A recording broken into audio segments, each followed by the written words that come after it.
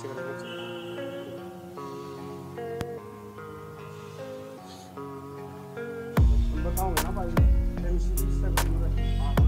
नाम रीना है। मैं खरखोदे की रहने वाली हूँ। 1 महीने सारा होगा इस गली में गंदगी फैल रही है। गली वहाँ तक बनाई थी और ये उन्होंने बीच में छोड़ दी। अब ये कह रहे हैं इसका बजट ख़त्म हो गया और आगे घुटनों तक पानी है और सारे गली वाले निवासी सभी इससे परेशान हैं।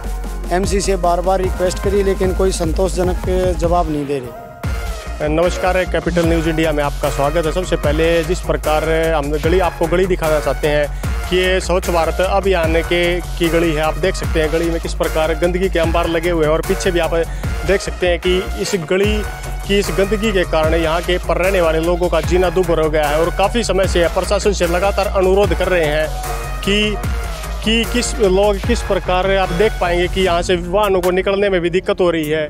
और जिस प्रकार आपको बता देना चाहते हैं कि पीछे वाली गली जो कि ऊंचे उस पर दिख रही है वो वहाँ तक गली बना दी गई और ये मैन खरखोदा शहर का हाल है।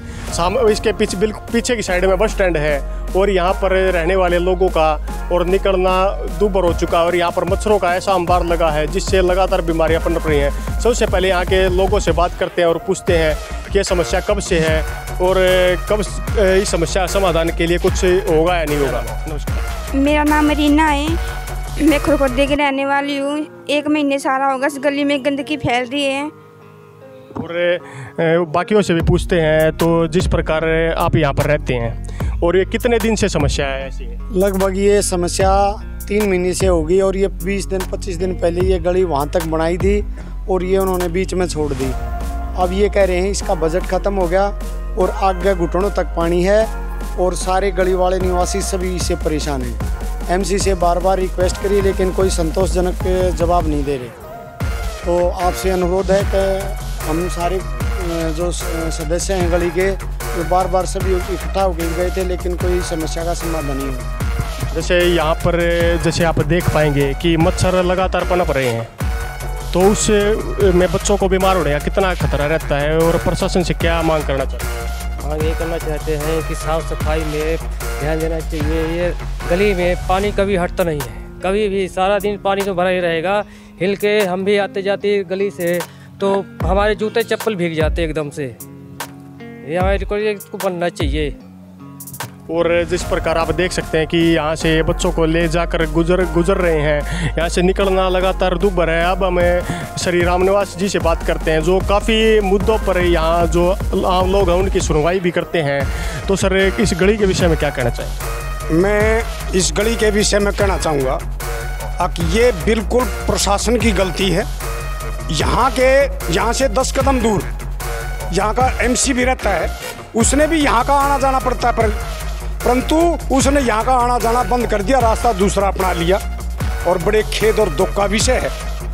अब मैं कहना चाहूँगा एक ढोल है एमसी जिसने अपने स्वार्थों के लिए जहाँ रिहायश भी नहीं है वहाँ गली बनवा दी और कति बाहर बाईपास तक बनवा दी। वहाँ रहने का कोई मकान नहीं है, कुछ भी नहीं है, खेत की ज़मीन है। एक तो एमसी वो है अब जिसने अपने स्वार्थों खातिर वो गली बनवा दी। एक एमसी मारा है यहाँ अब जो इतना गड्ढे होने के बावजूद इस गली का मेन कोई समाधान नहीं हो रहा।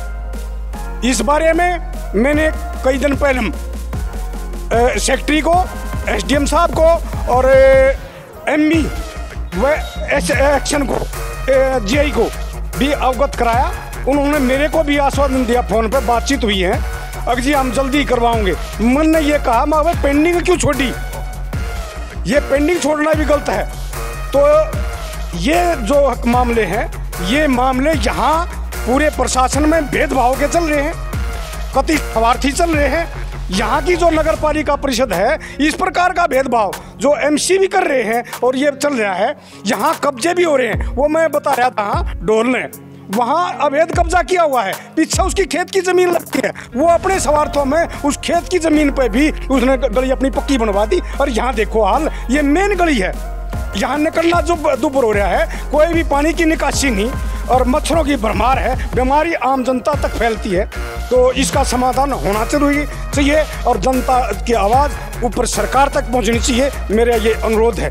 तो सर जिस प्रकार हम एक बार देख सकते हैं, वहाँ तक देख सकते हैं सर गली बनी हुई है और उसके बाद ये कुछ टुकड़ा ही बचा हुआ है, इसके पीछे क्या कारण है? इसके पीछे का कारण ये है कि ये बजट ने जीवन है, कहीं भी जितने 100 रुपये लगने होते हैं, ये पहले मैं 500 रुपये मांगे हैं, 500 रुपये मांग के भी ये न्यू कहे कि पीछे थोड़े रह गए, हम तो और लूटेंगे देश ने। ये मैं और बताना चाहूँगा कि ये गली का मैंने 2 हफ्ते का टाइम दिया है सरकार प्रशासन को, यदि 2 हफ्ते में नहीं हुई तो मैंने RTI लगाऊंगा, पूरे खरखोदे का बजट की मांग की है मैंने, और सारे बजट की मांग करूंगा और सारे बजट का खुलासा करूंगा। जित अवैध जित गलत काम हो रहे हैं, जहां लूट खसोट मच रही है, मैं हवाला करूंगा, आम जनता के बीच में करूंगा और ये पर्दाफाश करूंगा। और सर जैसे जो गली बन रही है, इसके पीछे कौन सा अधिकारी है या किस विभाग के अंतर्गत ये गली बनी? ये नगर पालिका के अंदर में है, नगर पालिका ने बनानी है और नगर पालिका ने ये जो सीवर है ना वो तो बंद कर दिए। ये जो सीवर है, ये देख रहे हो, ये सीवर मैंने ऊपर उठाया है, अपने खर्चे से उठाया है और वहाँ तो सीवर बंद कर दिए। तो ये बुरा हाल है, नगर पालिका बनवा रही है और ये कतिपूर्ण तक गलत करवा रहे हैं काम। ये बजट ने जीवन लाग रहे हैं, इसका भी बजट यदि चेक करा जाएगा तो लाखों करोड़ों में पाएगा और वो मैं मांग करूँगा और उठाऊँगा। यदि ये इसी प्रकार चलते रहे तो वो दिन दूर नहीं, अगर नगर पालिका खरखोदा का SDM साहब को मैं अवगत कराऊंगा। अब जो वहाँ कुर्सी पर जमना एक SDM का काम नहीं है, जनता की नौकरी करते हैं, ये जनता के बीच में आना चाहिए, उन्होंने देखना चाहिए अब कहाँ क्या क्या हो रहा है।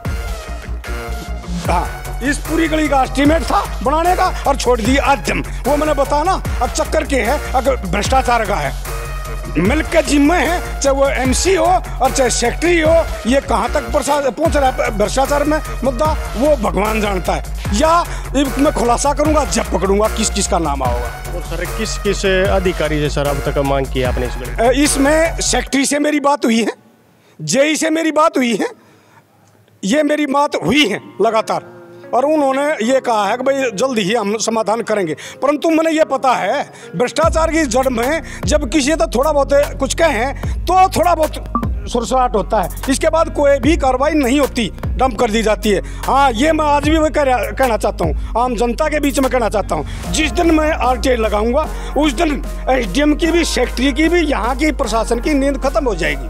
क्यों?